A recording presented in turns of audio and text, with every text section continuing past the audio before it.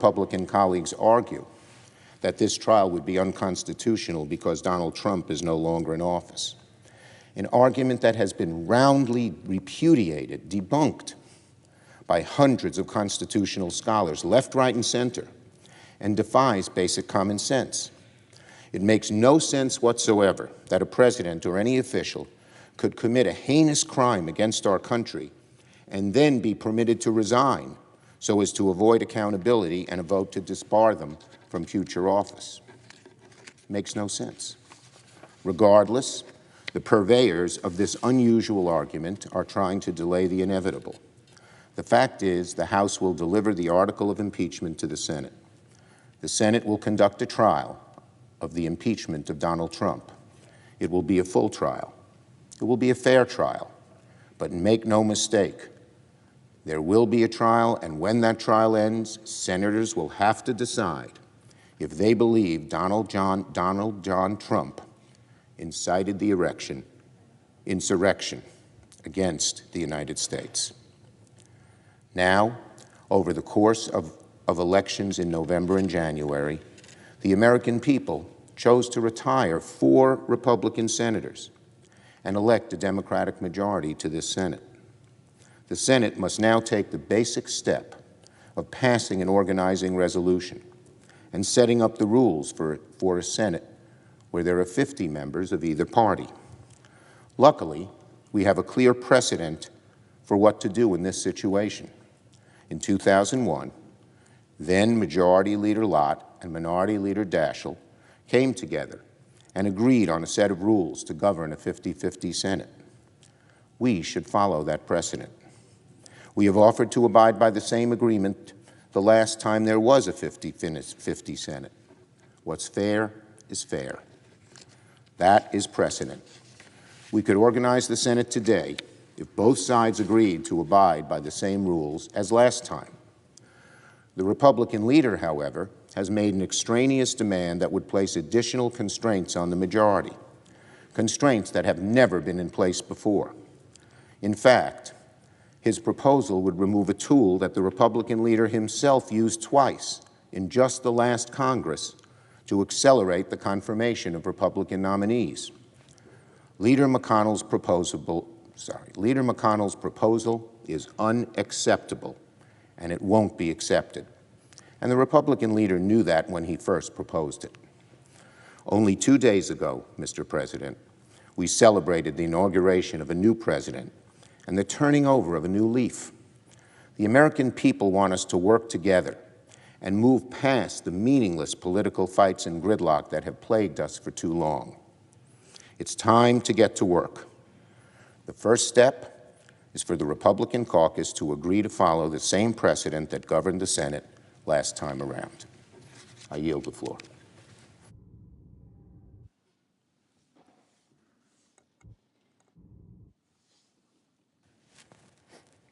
Mr. President. Republican leader. Yesterday evening, we learned that some of the National Guard forces who've been helping protect the Capitol complex were being made to rest in parking garages between their shifts. I don't think a single senator feels that was acceptable. I'm glad the situation was resolved, and I hope we learn exactly what happened.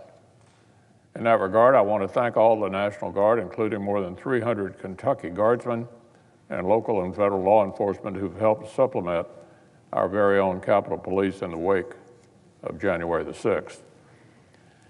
Your Congress and your country appreciate all you've done to secure the Capitol and the inauguration.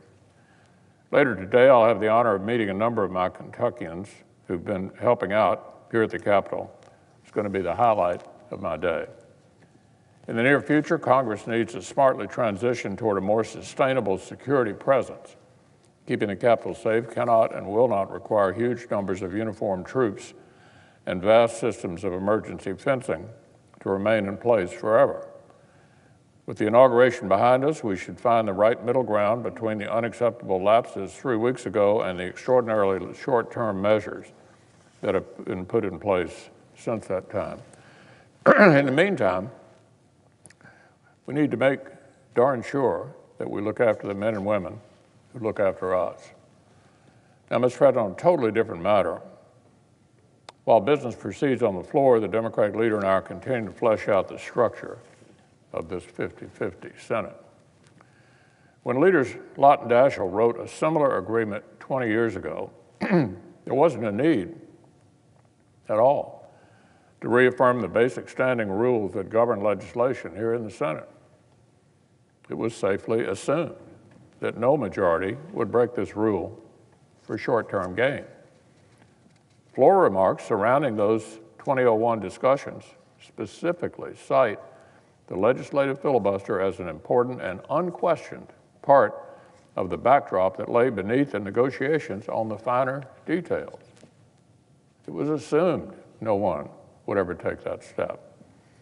After the fact, Leader Daschle, the Democrat, praised the legislative filibuster as a crucial rule.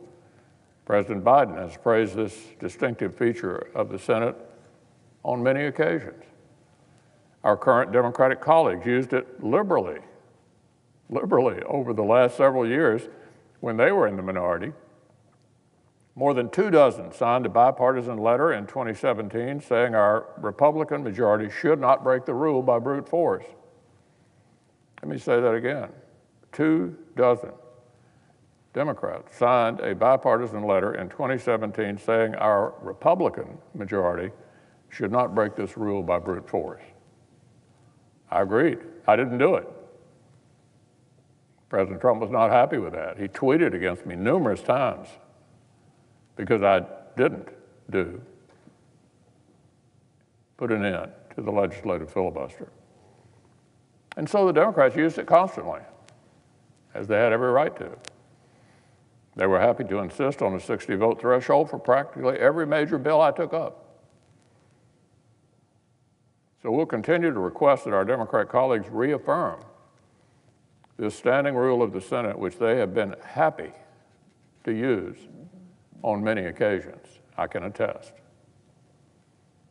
If we're going to truly replicate the 2001 agreement, we need to reaffirm this crucial part of the foundation that lay beneath it. Yesterday, I also shared a proposal for the pretrial steps in the Senate impeachment process that appears to be headed our way, and as I understand it, must be headed our way Monday. By Senate rules, if the article arrives, we have to start a trial right then. This impeachment began with an unprecedentedly fast and minimal process over in the House. The sequel cannot be an insufficient Senate process that denies former President Trump his due process or damages the Senate or the presidency itself.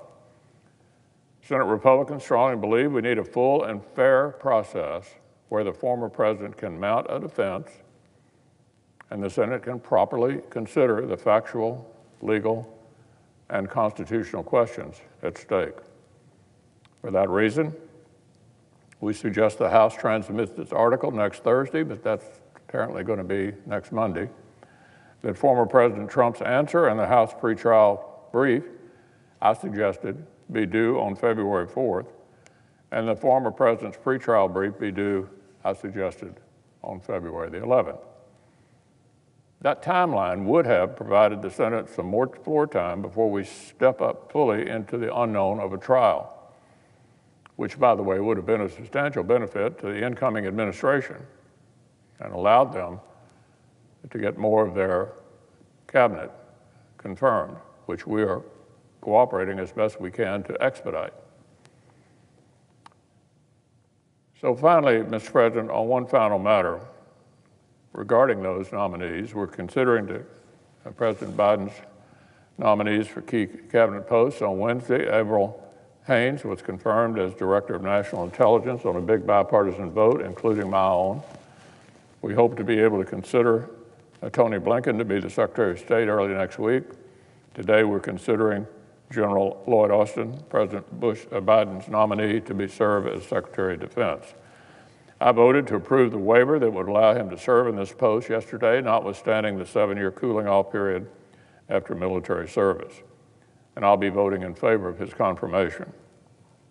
I'm voting yes because the nominee is clearly qualified and because presidents should get real latitude to fill their terms with qualified mainstream people of their choosing. At the same time, the Senate should pause and reflect on the fact that we'll have begun 2 consecutive presidential administrations by issuing a waiver to a 4-star general and former CENTCOM commander to lead the Pentagon. The Armed Services Committee held a hearing last week to examine the waiver and the current state of civil-military relations at the Pentagon. I expect the committee will continue to pay close attention to this important issue in the months ahead, and will investigate steps that Congress can take to help restore balance over at the Pentagon. The law that we keep waiving actually exists for a good reason. Civilian control of the military is a fundamental principle of our republic. We emphatically do not want high-ranking military service to become a tacit prerequisite for civilian leadership posts over at the Department of Defense. It's not just about a simplistic fear that the military will end up running itself. To the contrary, many experts worry that military leaders' appropriate fixation on being non-political may not prepare them for the job to forcefully fight for armed services amid the political rough and tumble in the executive branch and here in Congress. Put another way, they're taught from the beginning to stay out of politics entirely, but you do want a Secretary of Defense who's willing to engage in the issue-based discussions that we have related to the department.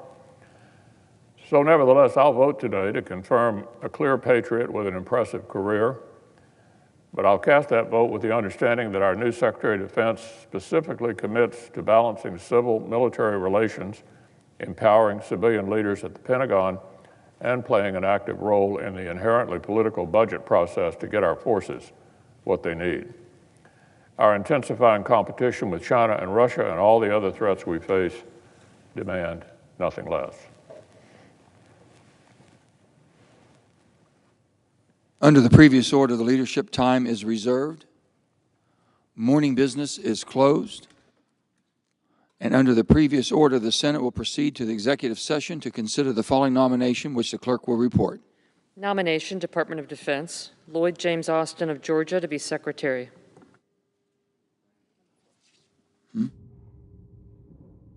Under the previous order, there will be 10 minutes of debate equally divided in the usual form.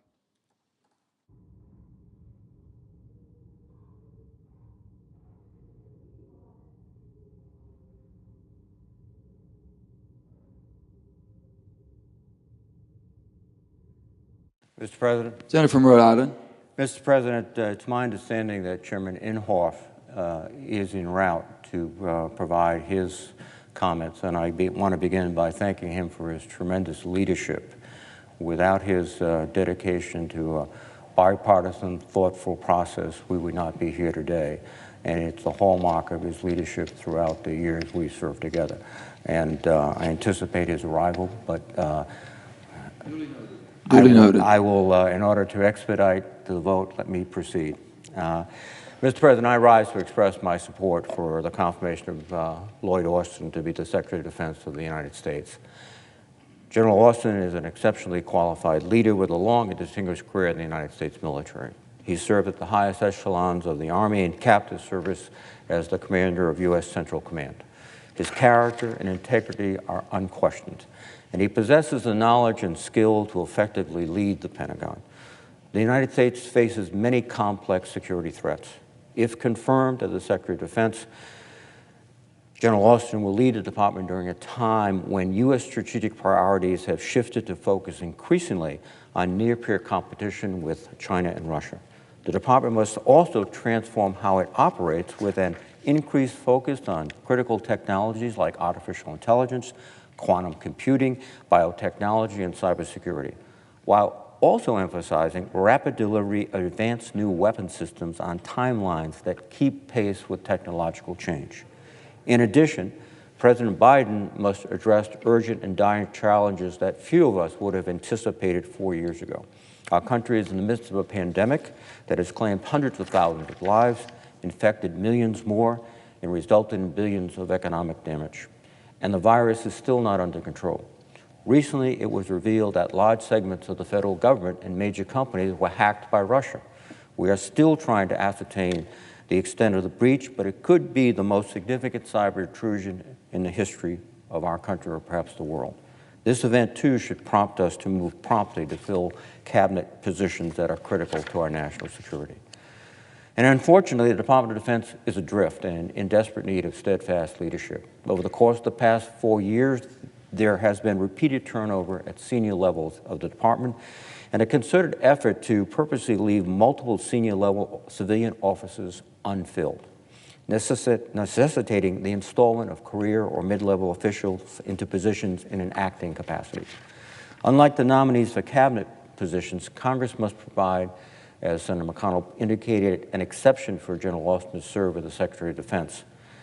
Under the current statutes, individuals are prohibited from appointment if they are within 7 years of the military service. Congress found itself in a similar situation 4 years ago when President Trump nominated General James Mattis to be the Secretary of Defense. Now, prior to General Austin's confirmation hearing, the Senate Armed Services Committee held a hearing on civilian control of the armed forces that focused on the erosion of civil-military relations. At the hearing, valid concerns were raised about providing another waiver so soon after Secretary Mattis. However, at his nomination hearing earlier this week, General Austin pledged his commitment to repairing civil-military relations while also empowering the civilian personnel within the Department of Defense. These were critical comments from General Austin and ones that I support. Therefore, yesterday, I voted in favor of the legislation to provide General Austin with an exception to serve as the Secretary of Defense, and I was pleased the legislation received strong bipartisan support. General Austin is an outstanding choice to serve as Secretary of Defense. I'm proud to support his nomination, given the unique challenges we face. And Mr. President, I think from now on, in a few moments, we can refer to him as Secretary Austin, which is the appropriate title for his role. With that, Mr. President, I yield the floor to my colleague and the chairman, Mr. Inhofe. Mr. President, Senior Senator from Oklahoma. Mr. President, yesterday I had the opportunity to respond to the majority on my support for Tony Blinken, the Secretary of State. He's one that I've known for a long period of time, and I think that we'll see with the new administration here, as myself being a conservative Republican, and there'll be some of the appointments that I will not really get excited about and agree with, in which case I will state it. But in the case of the Secretary of State, I expressed myself yesterday, and I want to do it again today for what I consider to be the really critical first appointment, second appointment that the new administration makes, and that would be for General Austin to be the person in charge at a time that's very unique. And I agree with the senator who just spoke about the qualities of this general. We know that he's been he rose to the ranks through the Army to become the first become the four-star general commander of the Central Command from 2013 to 2016. He's done everything right. Right now, and I know the chair is aware of this, and certainly the ranking member of the committee is aware of this. We're in the most threatened times that we've been in. We have China and Russia out there with capabilities that we didn't really believe we would find ourselves with. So that's going to be the primary concern of this new administration, and I can't think of a better person to take the helm than General Austin to provide the leadership. And it's true that we had to have a waiver yesterday. That waiver was overwhelmingly supported in a bipartisan way. And so that everyone knows that we gave a lot of thought to it. And this is a time when we really needed someone with the background of General Austin to take that position. And I strongly support it and look forward to serving with him.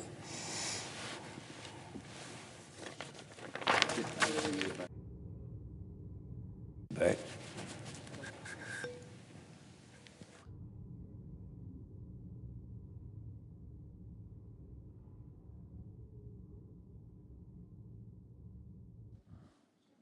Under the previous order, the question of the nomination occurs on the nomination. Is there yeas? Is there affirmative? Yeas and nays? Yeas and nays have been, appears to be. Clerk will call the roll. Ms. Baldwin, Mr. Barrasso, Mr. Bennett, Mrs. Blackburn, Mr. Blumenthal, Mr. Blunt, Mr. Booker, Mr. Bozeman, Mr. Braun, Mr. Brown, Mr. Burr, Ms. Cantwell.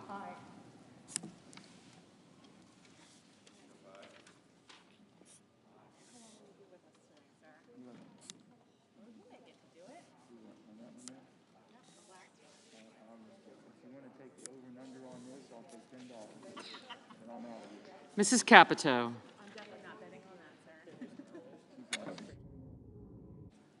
Mr. Cardin. Who won't? Oh, thank you. She's back in West Virginia.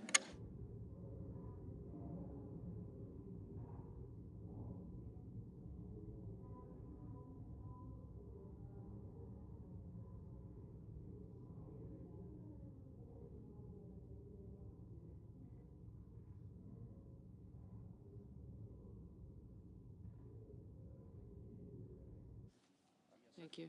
I got you. Thank you. Thank you.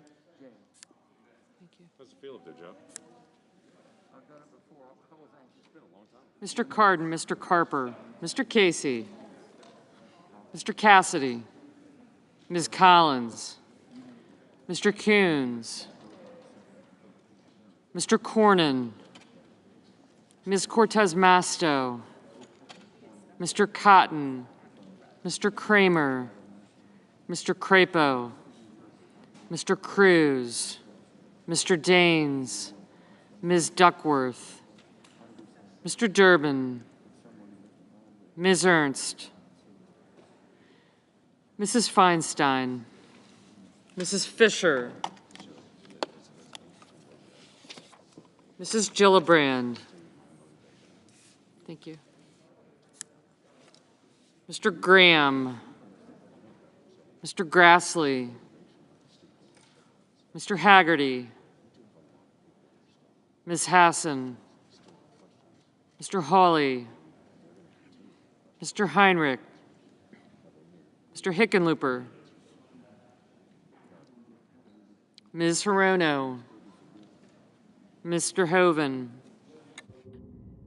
Mrs. Height-Smith, Mr. Inhofe, Mr. Johnson, Mr. Kane, Mr. Kelly, Mr. Kennedy, Mr. King, Ms. Klobuchar, Mr. Langford, Mr. Leahy, Mr. Lee, Mr. Lujan, Ms. Lummis, Mr. Manchin, Mr. Markey, Mr. Marshall, Mr. McConnell, Mr. Menendez, Mr. Merkley, Mr. Moran, Ms. Murkowski, Mr. Murphy, Mrs. Murray, Mr. Ossoff, Mr. Padilla, Mr. Paul, Mr. Peters, Mr. Portman, Mr. Reed, Mr. Risch, Mr. Romney, Ms. Rosen, Mr. Rounds, Mr. Rubio, Mr. Sanders, Mr. Sass, Mr. Schatz, Mr. Schumer, Mr. Scott of Florida, Mr. Scott of South Carolina, Mrs. Shaheen,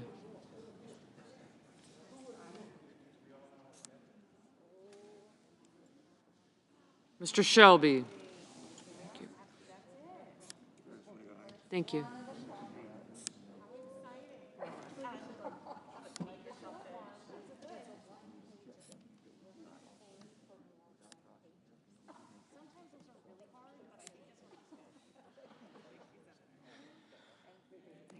Take care. Ms. Sinema, Ms. Smith, Ms. Stabenow, Mr. Sullivan,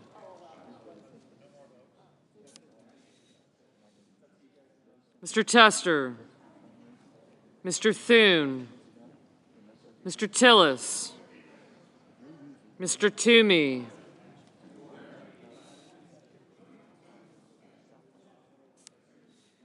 Mr. Tuberville, Mr. Van Hollen, Mr. Warner, Mr. Warnock, Ms. Warren, Mr. Whitehouse, Mr. Wicker, Mr. Wyden, Mr. Young,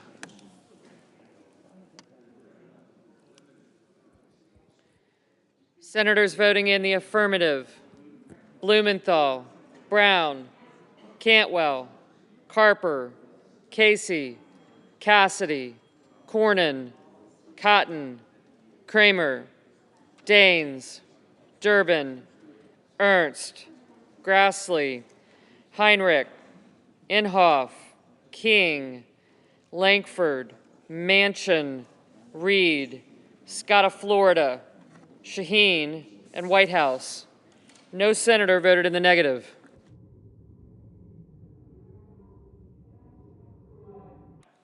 Mr. Wyden, aye.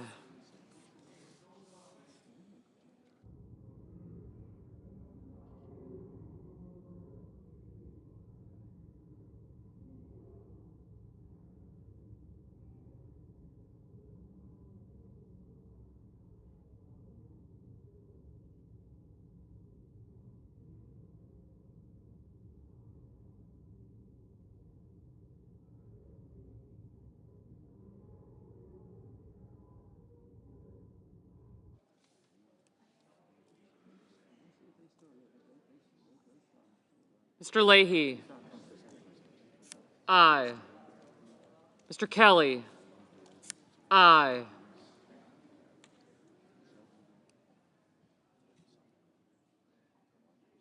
Mr. Risch, aye. Mr. Portman, aye. Ms. Collins, aye. Mr. Tester, aye.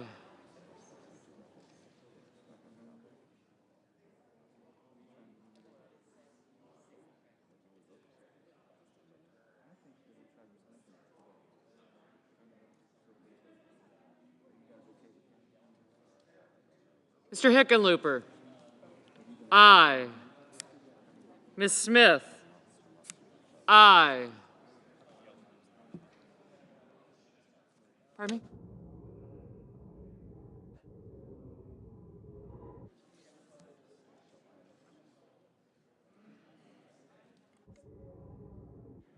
Mr. Tuberville, aye.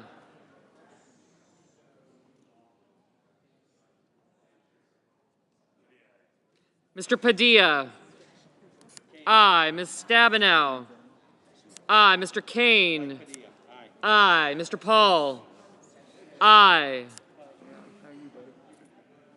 Mr. McConnell, aye.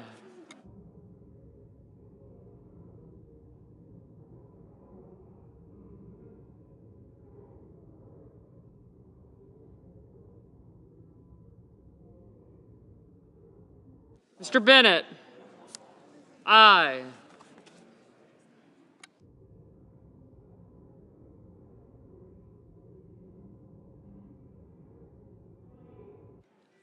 Mr. Lee, no.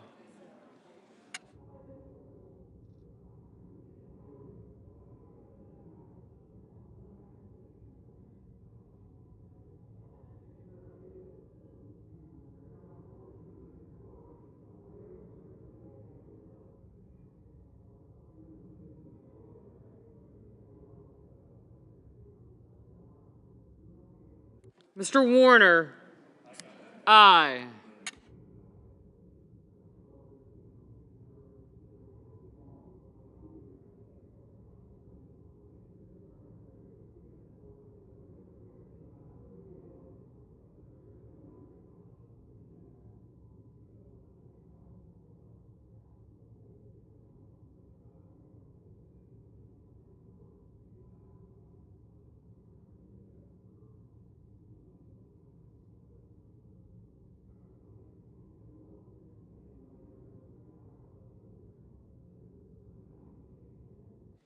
Mrs. Feinstein, aye. Mr. Rubio, aye.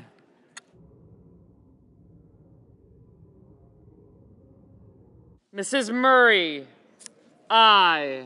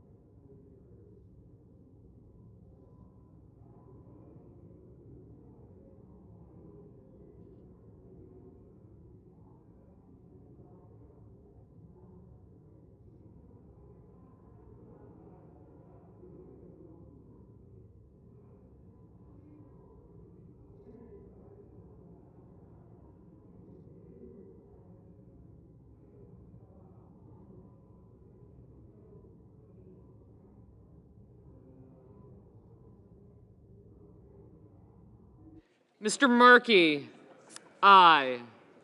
Thank you.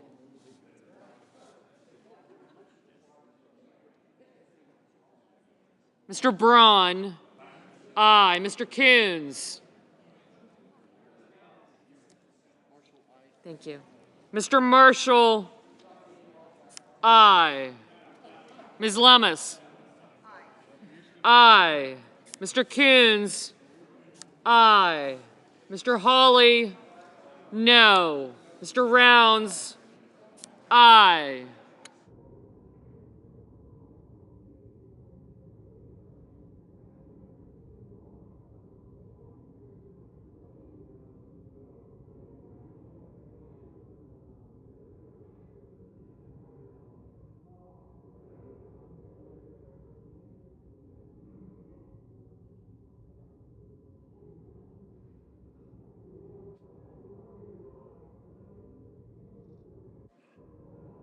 Mr. Johnson, aye. Mr. Cardin, aye.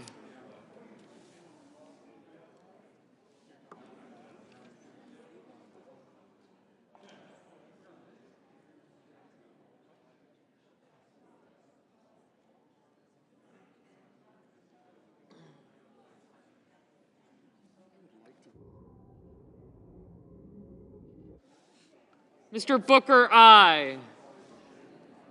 Mr. Sanders, aye.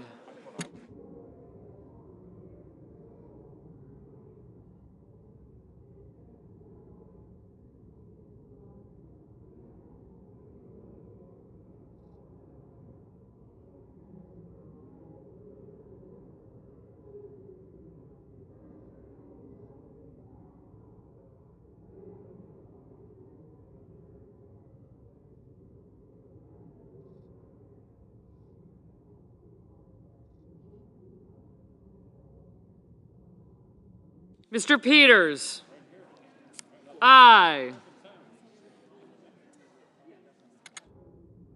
Mr. Warnock, aye. Mr. Van Hollen, aye. Ms. Rosen, aye. Mr. Barrasso, aye.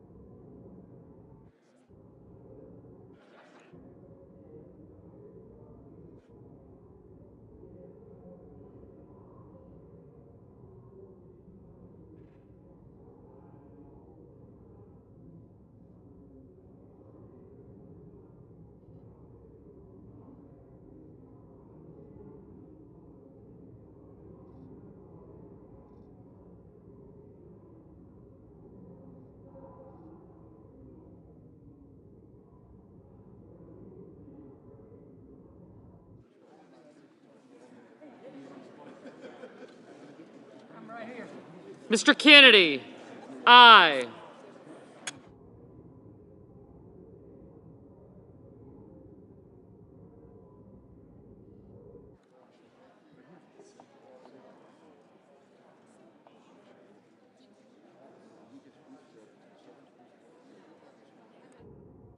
Mr. Romney.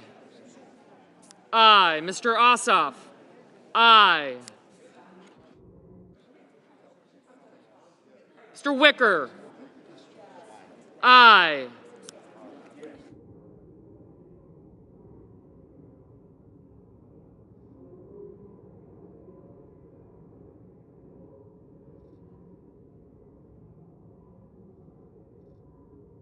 Ms. Baldwin.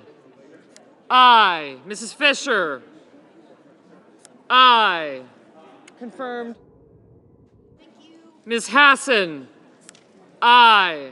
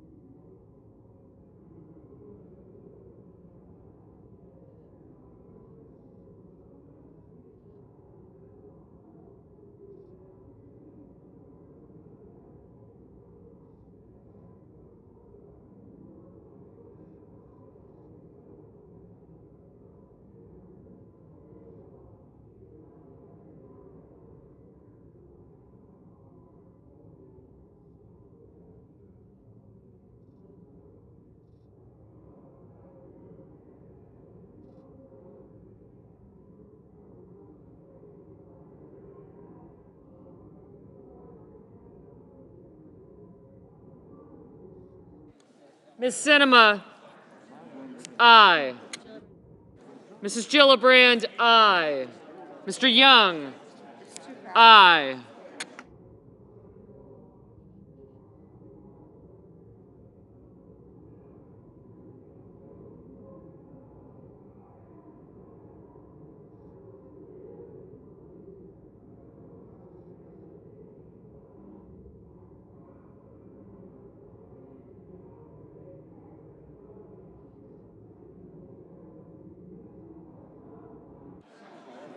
Mr. Schatz. Aye. Mr. Haggerty. Aye. Mr. Menendez. Aye.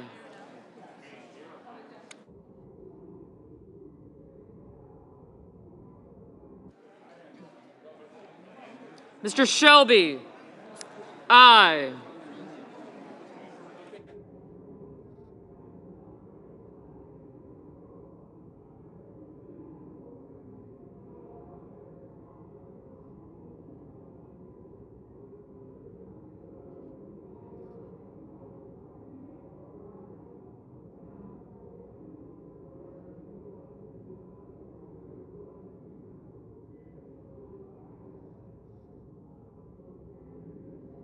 Ms. Hirono. Aye. Mr. Sass. Aye.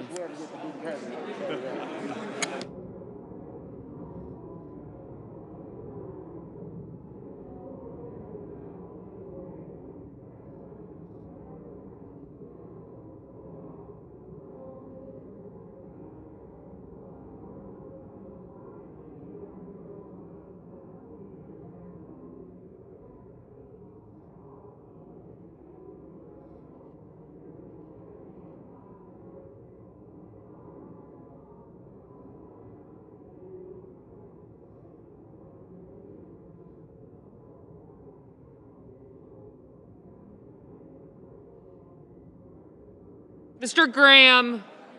Aye. That's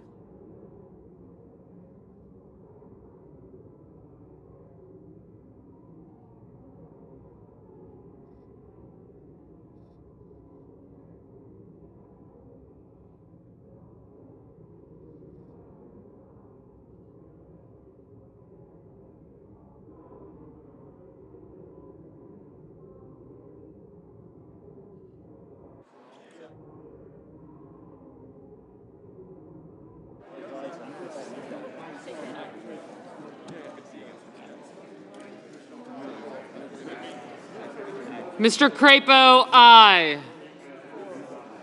Mr. Lujan, aye.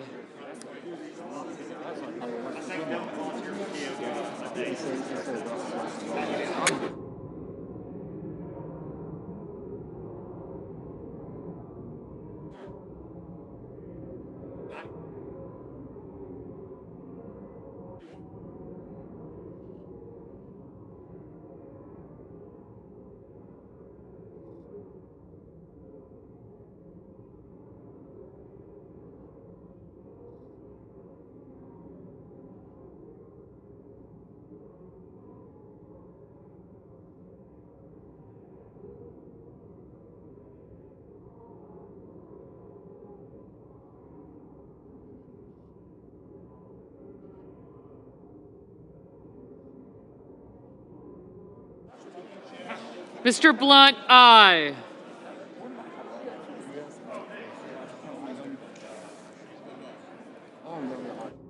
Mr. Scott of South Carolina, aye. Mr. Toomey, aye.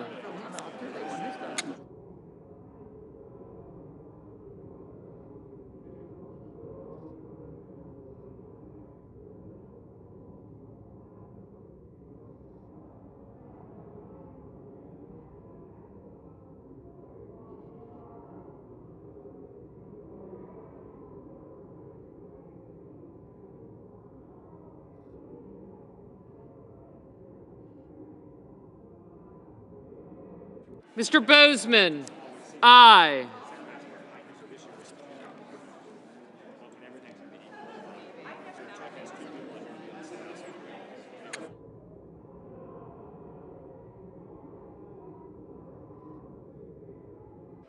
Ms. Warren, aye. Ms. Murkowski, aye.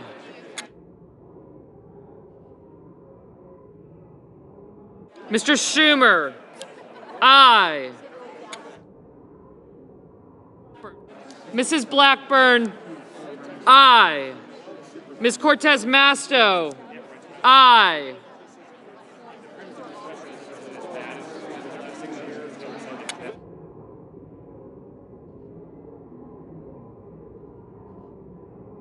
Mr. Merkley, aye.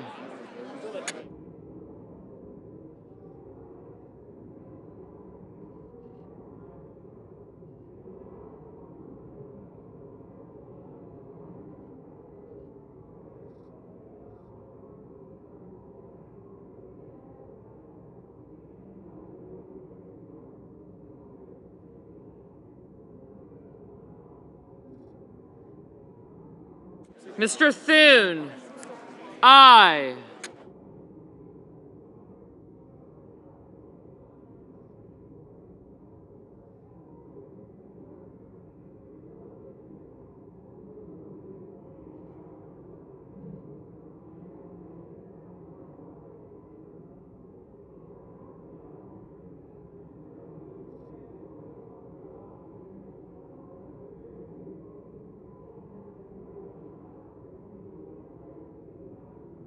Mr. Murphy, aye.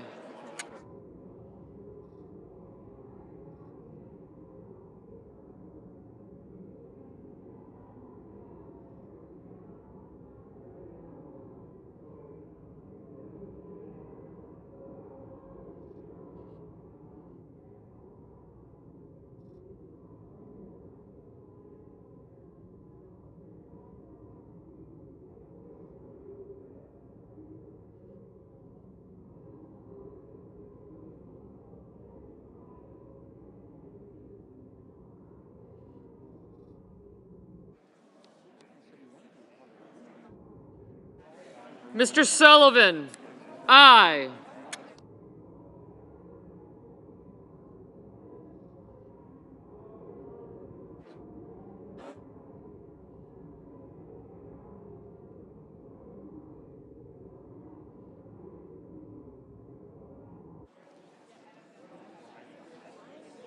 Ms. Klobuchar.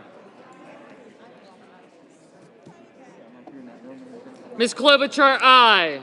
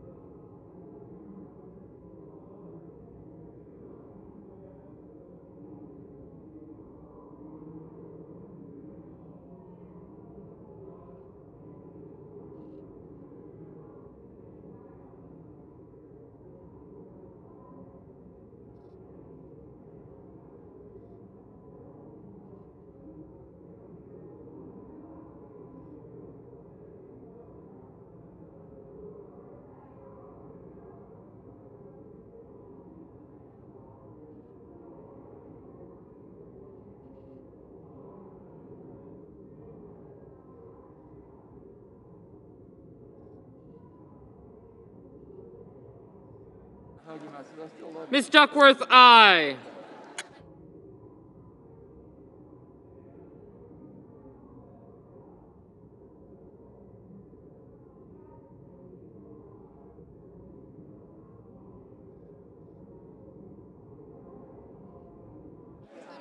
Mr. Cruz, aye.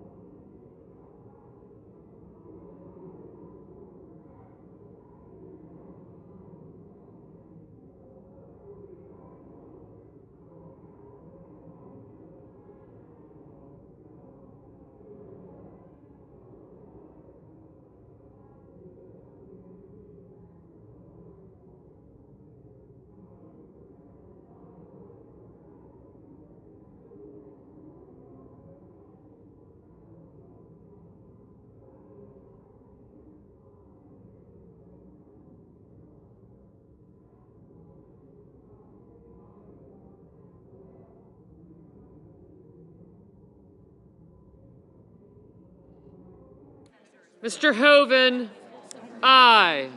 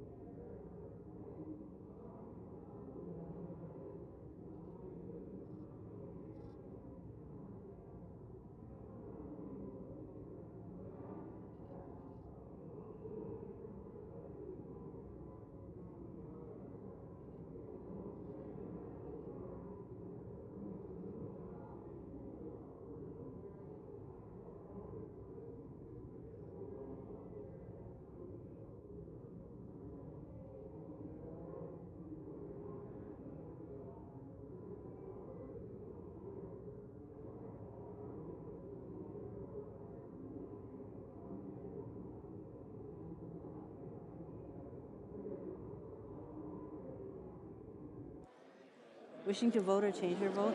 Okay. Right now?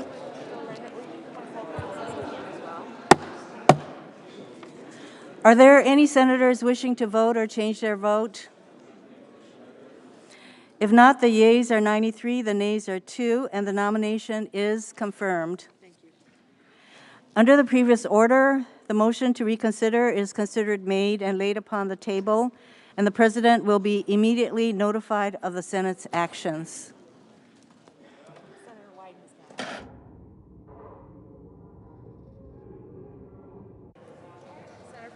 Senator from Oregon is recognized. Madam President, I'm having a little trouble hearing. Madam President, Please take your conversations outside. The Senate will come to order. Senator from Oregon is recognized. Thank you, Madam President. First, I ask unanimous consent that the Senate be in a period of morning business, with senators permitted to speak therein for up to 10 minutes each. Madam President, I have one request for committees to meet during today's session of the Senate. They have the approval of the majority and the minority leaders. Duly noted.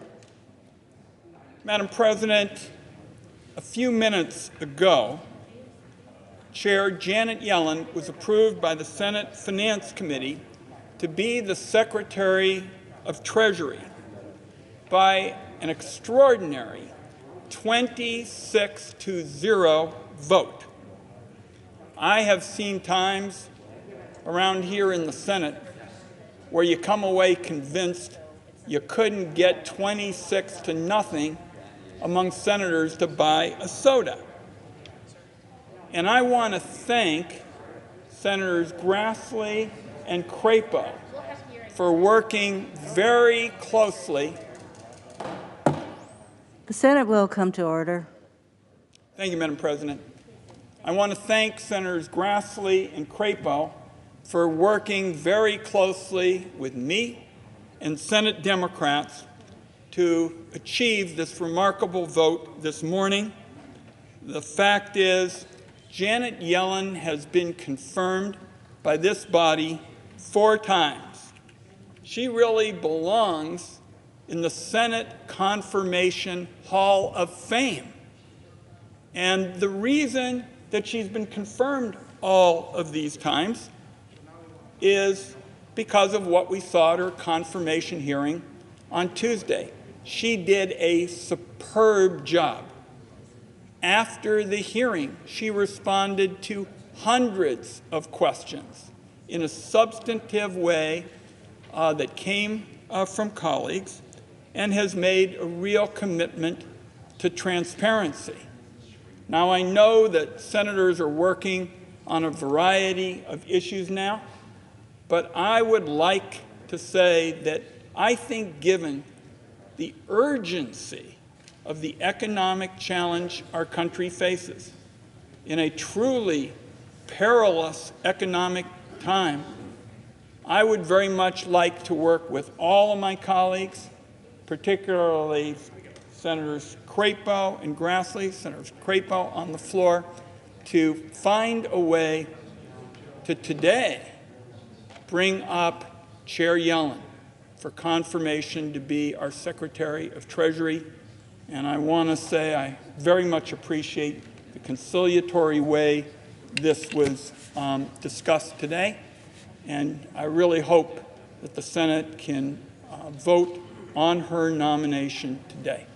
Madam President, I yield the floor.